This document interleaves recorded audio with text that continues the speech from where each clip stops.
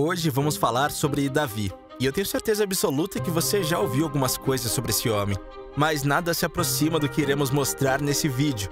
Vamos entender como ele conseguiu ser tão especial aos olhos de Deus e o que podemos aprender com a sua devoção. Eu já estou ansioso para te mostrar o conteúdo que preparamos hoje. Vamos nessa? Olá, seja bem-vindo ao canal Ideal Life. Aqui você irá encontrar de forma simples e fácil respostas para equilibrar as 7 áreas da sua vida.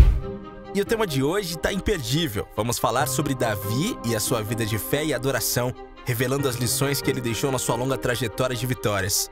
Mas antes de prosseguirmos, temos uma notícia incrível. É perfeito para começar a trilhar um caminho mais equilibrado. Clique agora no link da descrição e conheça nosso exclusivo serviço de aconselhamento cristão. Ao fazer isso, você ganha acesso à Igreja Escola Caminho Ideal e a tudo o que ela oferece. Aqui você receberá todo o suporte para cuidar de aspectos da sua vida que podem estar sendo deixados de lado. Não espere mais. Clique no link e marque seu encontro conosco. Venha ser parte da nossa comunidade na Igreja Escola Caminho Ideal, onde cada passo é uma chance de evoluir e aprender. E então, preparados para o vídeo? Vamos lá! Para contar a história de Davi, vamos começar bem do início da sua história, quando ele era um simples pastor de ovelhas e foi escolhido por Deus entre tantos outros. Davi era o caçula de sua família e, sinceramente, ninguém esperava muito dele. Mas Deus vê além das aparências. Em 1 Samuel 16:7, Deus disse a Samuel: "O Senhor não vê como o homem vê a aparência, mas o Senhor vê o coração." Esse é o ponto principal dessa história, se não o maior. Deus escolhe pelo coração, não pelas habilidades ou pela aparência. Davi podia não ter muito, mas ele não fingia ser algo que ele não era. E Deus reconhece as pessoas pelo que elas são. Você com certeza já deve ter ouvido falar sobre a sua batalha contra Golias. Imagina o tamanho do desafio. Um gigante desafiando o exército de Israel e ninguém tinha coragem de enfrentá-lo. Aí aparece Davi, com a sua funda e algumas pedras. Ele não tinha medo porque confiava em Deus. Continuando em 1 Samuel, Davi disse a Golias: "Você vem contra mim com espada, com lança e com escudo, mas eu vou contra você em nome do Senhor dos Exércitos." E só isso basta. Você não precisa dos maiores recursos e das riquezas mais ilimitadas, porque quem está com Deus possui o maior dos escudos e a mais afiada lança.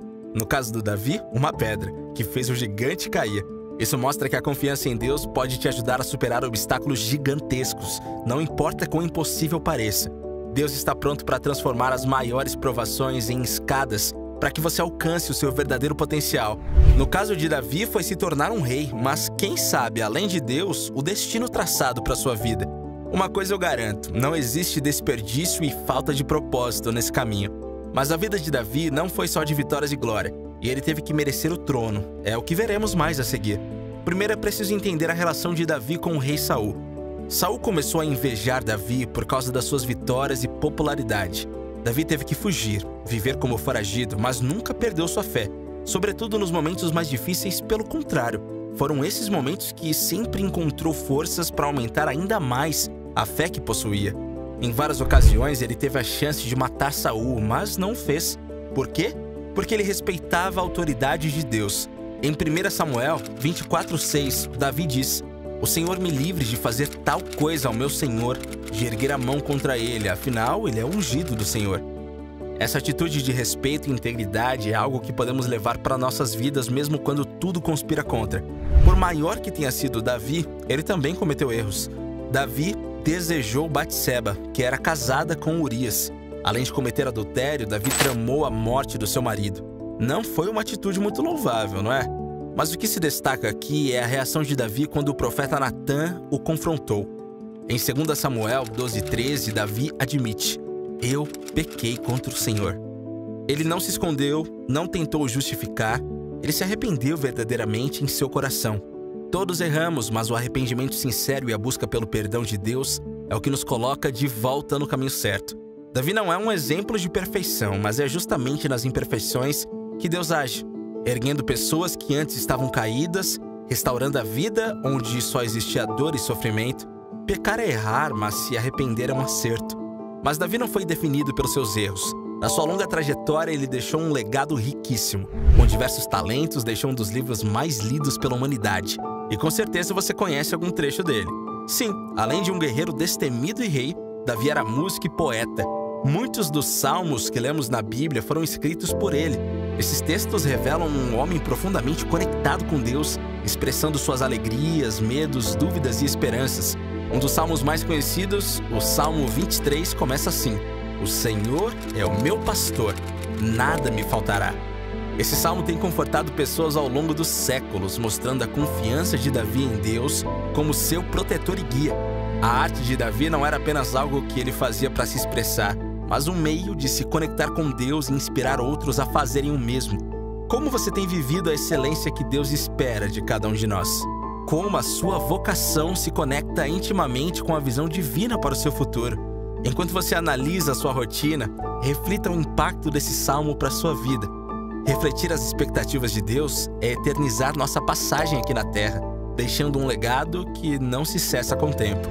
Davi se estabeleceu como um líder à frente do seu tempo. Ele tinha um sonho de construir um templo para Deus, um lugar de adoração permanente. Embora Deus tenha dito que seria o seu filho a realizar tal feito, o sábio rei Salomão, já abordado aqui no canal, a preparação e a paixão de Davi por esse projeto mostram sua dedicação a Deus e ao seu povo. Foi ele que organizou tudo. Em 1 Crônicas 28, do 2 ao 3, Davi disse ao povo: Eu tinha no coração o propósito de construir um templo como lugar de repouso para a Arca da Aliança do Senhor, para o estrado dos pés do nosso Deus. Fiz os preparativos para construí-lo, mas Deus me disse: Você não construirá um templo em honra ao meu nome, pois é um guerreiro e derramou sangue. Mesmo não sendo o construtor, sua visão e preparação foram fundamentais para que a obra fosse concretizada no futuro, mostrando de novo que viver diante das expectativas de Deus permite que criemos um legado permanente e que influencia gerações. O amor e as promessas de Deus não se esvai. Se esperas algo de Deus, reconheça o que você tem feito também. Quais as suas contribuições para a sua obra? Mas antes de responder essa pergunta, me conta, já deu like aí no nosso vídeo hoje? Bom, faça isso agora. Mostre que está aqui com a gente, só falta você aqui. E não para por aí não, se inscreva e ative as notificações para não perder nada. Lembre-se, temos conteúdo fresquinho todos os dias. Agora de volta ao vídeo. Vamos falar das amizades de Davi, especialmente com Jonatas. Jonatas era filho de Saul, o rei invejoso que tentou tirar sua vida diversas vezes, e mesmo assim, ele e Davi tinham uma amizade forte. A lealdade entre eles era notável. Em 1 Samuel 18:1 está escrito o seguinte: Depois de Davi ter falado com Saul, Jonatas tornou-se um só em espírito com Davi e o amou como a si mesmo. Essa amizade é um exemplo de como devemos valorizar e cultivar nossas relações, buscando sempre o bem do outro, sobretudo quando entendemos a importância dessas pessoas na nossa própria jornada. Deus colocará aliados que não exigirão nada em troca além da sua amizade. É importante que saibamos cultivar as relações que são fundamentadas nos valores cristãos. E quando falamos das relações, não podemos esquecer da família. Davi também teve seus desafios nesse aspecto. Seus filhos causaram muitos problemas, incluindo a rebelião de Absalão, que queria tomar o trono do pai, e isso levou a uma guerra civil. Mesmo assim, Davi nunca deixou de amar seu filho. Em 2 Samuel 18:33, após a morte de Absalão, Davi lamenta profundamente: Meu filho Absalão, meu filho Absalão, quem me dera eu tivesse morrido em seu lugar. Absalão, meu filho, meu filho. Esse lamento mostra que, apesar dos erros e conflitos, o amor é algo poderoso e insubstituível. A história de Davi também é marcada por momentos de profunda espiritualidade e adoração. Quando trouxe a Arca da Aliança de volta a Jerusalém, ele dançou diante do Senhor com toda a sua força. Em 2 Samuel 6:14, podemos encontrar um trecho esclarecedor sobre esse momento. Davi, vestindo um manto sacerdotal de linho, foi dançando com todas as suas forças perante o Senhor. Essa expressão de alegria e devoção nos ensina a importância de louvar a Deus com todo o nosso ser, sem nos preocupar com o que os outros vão pensar, e não custa nada lembrar de Romanos 8:31. Se Deus é por nós, quem será contra nós? Falando na relação de adoração de Davi com Deus, podemos dizer que isso atravessa toda a sua vida. Mesmo com todos os altos e baixos, ele sempre buscou a presença de Deus e se esforçou para fazer a sua vontade. Em Atos 13:22, o discípulo Paulo lembra o que Deus disse sobre Davi: Encontrei Davi, filho de Jessé, homem segundo o meu coração. Ele fará tudo o que for da minha vontade. Isso nos mostra que, apesar de nossos erros e falhas, podemos melhorar como pessoa se buscarmos Deus, vivendo de acordo com a sua vontade e nos arrependendo quando erramos. Isso não significa errar todos os dias certos da benevolência de Deus. Ele é justo e sua lei é como nenhuma outra. Nada se iguala à sua justiça. O arrependimento diante dele não é feito a partir de palavras, mas de intenções e do que o nosso coração disser sobre nossas ações.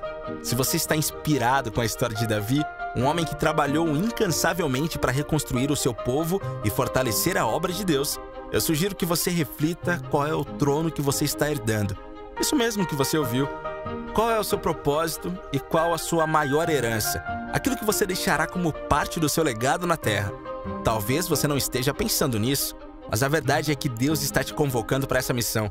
Você só precisa aceitar o convite. Aproveitando a oportunidade, eu gostaria de fazer um convite também. Curta o vídeo, se inscreva e ative as notificações. Nós queremos que você faça parte do nosso canal. Todo dia você encontra algo novo por aqui. Obrigado e até o próximo vídeo.